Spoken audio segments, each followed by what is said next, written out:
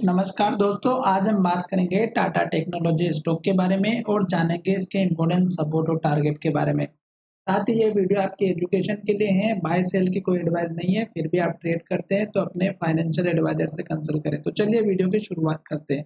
सबसे पहले हम यहाँ पर बता दें कि स्टॉक ने फर्स्ट टाइम जो लो बनाया था 1150 रुपये का था। फिर स्टॉक ने हमारा लो यहाँ पे बनाया जो 1070 का था, और आज के दिन इस स्टॉक ने फिर से लो बनाया जो 1035 का है।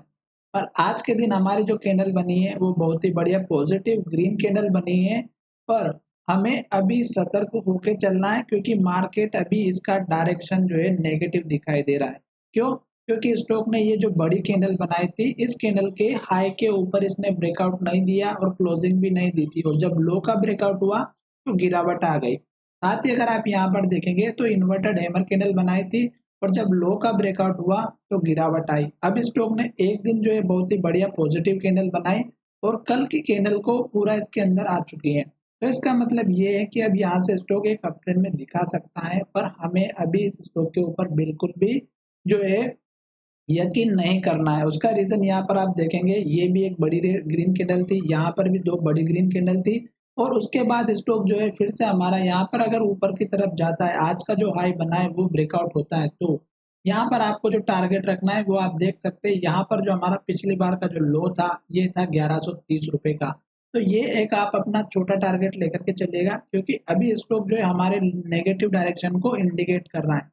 तो यहाँ पे 1130 का पहला सपोर्ट या टारगेट जो यहाँ पे बना हुआ था, वही अब हमारा टारगेट रहेगा। दूसरे टारगेट की अगर हम बात करें तो इस कैंडल के हाई का रख देना, जो यहाँ पर हमारा 1160 के आसपास का बना हुआ है, इस कैंडल का हाई। जब स्टॉक हमारा इस लेवल को भी ब्रेक कर देता है तो आप इस इन्वर्टेड हैमर कैंडल का अपना टारगेट रख सकते हैं, जो यहाँ पर बना हुआ है 1180 का।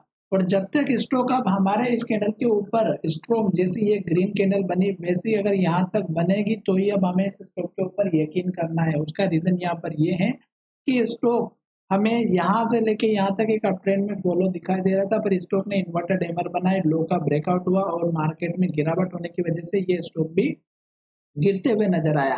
पर आज अगर आप देखेंगे तो स्टॉक ने बहुत बढ़िया अप ट्रेंड दिखाया, और स्टॉक में पॉजिटिव कैंडल भी बनी है। और हमारे एक ही टाइम का ध्यान रखना है कि जब तक स्टॉक लो बना रहा है एटलीस्ट वेट करना है। क्यों? क्योंकि स्टॉक ने इस लो को तोड़ के नया लो बना दिया। अब स्टॉक यहाँ से अगर ऊपर जाएगा तो हमारे इस लो के ऊपर लो बनाएगा, जो हमारा यहाँ पर पिछली बार का हाई था उसको टेस्ट करे, और स्टॉक गिरावट में आए तो हमारा यही कहीं सपोर्ट बनता हुआ नजर आएगा। फिलहाल स्टॉक में अभी डाउन ट्रेंड है। आज के दिन पॉजिटिव इंडिकेशन देखने को मिला, तो कल अगर स्टॉक का हाई ब्रेकआउट होता है तो आपको टारगेट मैंने 2 बता दिया। तीसरा टारगेट अगर आप देखेंगे तो हमारा पिछली बार का जो हाई बना था ये रखना है, और ये अगर आप देखेंगे तो यहाँ पर हमारा बना हुआ है 1200 रुपये के आसपास का। तो आप 1200 रुपये के आसपास का अपना उसके बाद का टारगेट रखना, और जब तक स्टॉक कंफर्मेशन ना दे दे अप ट्रेंड के लिए तब तक हमें वेट करना है। क्यों? क्योंकि अगर आप देखेंगे तो स्टॉक ने इस लो को तोड़ करके नया लो आज फिर बनाया है, और हो सकता है कि स्टॉक छोटा-मोटा मूवमेंट दे और फिर स्टॉक में गिरावट आए। तो हमें वेट करना चाहिए, जल्दबाज़ी नहीं करनी चाहिए। और जब भी स्टॉक हमारा पॉजिटिव कैंडल बनाएगा, हर एक दिन हाई बनाएगा, तो हमें क्या करना चाहिए? एटलीस्ट अगर आप लॉन्ग टर्म के इन्वेस्टर हैं, तो इस कैंडल के हाई के आसपास तक का वेट करिएगा, और अगर आप स्विंग ट्रेडिंग करते हैं तो आपको यहाँ पर इसी कैंडल के लो का स्टॉप लॉस लेकर के इस कैंडल के हाई के पास का हमारा टारगेट रखना चाहिए, जो लगभग हमारा 1160 का है। अब स्टॉक जैसे ऊपर की तरफ जाता है तो आपको क्या करना है, इस कैंडल के हाई का उसके बाद का टारगेट रखना है, जो हमारा यहाँ पर बना है 1284 रुपए के आसपास का। तो ये आप उसके बाद का टारगेट रखिएगा, क्योंकि जितने भी आपके टारगेट है ये हमारे पुराने जो हाई लेवल है वही बनते हुए नजर आएंगे। नया टारगेट आपका अलग से नहीं आएगा, तो ये टारगेट रखना है। अगर आपको एक छोटा और टारगेट भी रखना है तो इस कैंडल के लो का रखिएगा, जो 1150 रुपए का है। तो यहाँ पर ये 3-4 टारगेट बता दिए।